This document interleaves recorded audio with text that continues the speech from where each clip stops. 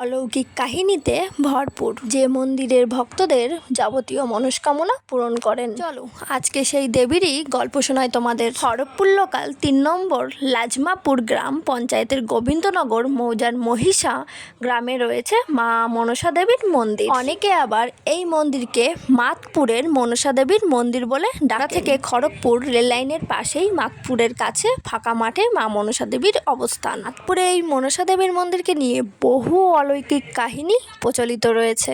এই মন্দিরে ভক্তদের মনস্কামনা দেবী মনসা পূরণ করেন, আর এই কারণেই দূর দূরান্ত থেকে মানুষ ছুটে আসে মায়ের কাছে। এমনকি দেখা গেছে ওই অঞ্চলের পাশ দিয়ে যাওয়া ট্রেনগুলো অনেক সময় গতি কমিয়ে দেয়, কারণ দেখা যায় ট্রেনের চালক ট্রেন থেকে দেবীর উদ্দেশ্যে প্রণাম করছেন। দিতে নাকি এই অঞ্চল জঙ্গলে পরিপূর্ণ ছিল, যা মনসার জঙ্গল নামে পরিচিত। প্রায় 400 বছর আগে এই মহিষা গ্রামটি ছিল জমিদার যোগেশ্বর রায়ের তালুক। কথিত আছে একদিন ভোরে জমিদার স্বপ্নাদেশ পান যে ওই জঙ্গলে দেবী মনসা রয়েছেন। স্বপ্নাদেশে জমিদারকে দেবীর পূজার ব্যবস্থা করতে বলেন।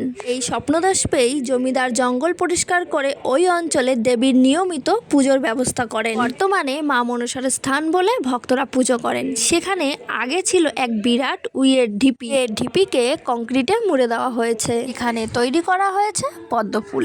এই পদ্মফুল দেবীর মনসার প্রতীক। এই মন্দিরের মাথার উপর কোনো ছাদ বা আচ্ছাদন নেই, নেই কোনো বিগ্রহ বা মূর্তি। পুজো করার জন্য নেই কোনো পুরোহিত। ভক্তি সহকারে নিজের পুজো নিজেকেই করতে হয়। মন্দিরের পাশে আছে প্রতিষ্ঠিত পুকুর। মনস্কামনা পূর্ণ হলে অনেকেই এই পুকুরে স্নান করে দণ্ডি কাটেন। আবার পুজো করার আগে কিংবা মানত পূরণ করার আগেও অনেকে এই পুকুরে স্নান করেন। চৈত্র মাসের বিশেষ দিনে তৃতীয় মঙ্গলবার মনসা দেবীর বার্ষিক পুজো উপলক্ষে লক্ষাধিক মানুষের ভিড় জমে এই মন্দিরে। বেশ কয়েক বছর ধরে এই মন্দিরে জাঁকজমক করে পুজো আরোই বেড়ে চলেছে। পুরের বাড়িতে গেলে মা আমাকে প্রায়ই বলে যে একদিন মনসা মন্দিরে যাব, কিন্তু আমাদের আর যাওয়া হয়ে ওঠে না। বৃহস্পতিবার সন্ধ্যায় আমার বড় জেঠিমা শাশুড়ির গরুর বাছুর হারিয়ে যায়, তো সে রীতিমতন এই মন্দিরে মানসিক করেন। তো বৃহস্পতিবার হারিয়ে গেছে, বৃহস্পতিবার রাতেই সেই বাছুর ফিরে এসেছে।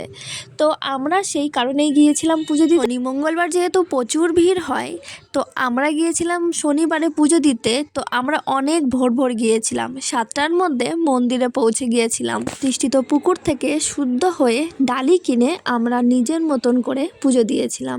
আর হ্যাঁ, এখানে সবাই যে যার মতন খুব সুন্দর করে মন থেকে পুজো দিচ্ছে, তো আমরাও সেটাই করেছিলাম। আর এদিকে দেখো কত ঠাকুর রাখা আছে, সবাই মানসিক করে এখানে রেখে গেছে। বছরের একটি নির্দিষ্ট সময়ে বড় পুজো হলেও সপ্তাহের শনি এবং মঙ্গলবার বেশ ভিড় জমে এই মন্দিরে।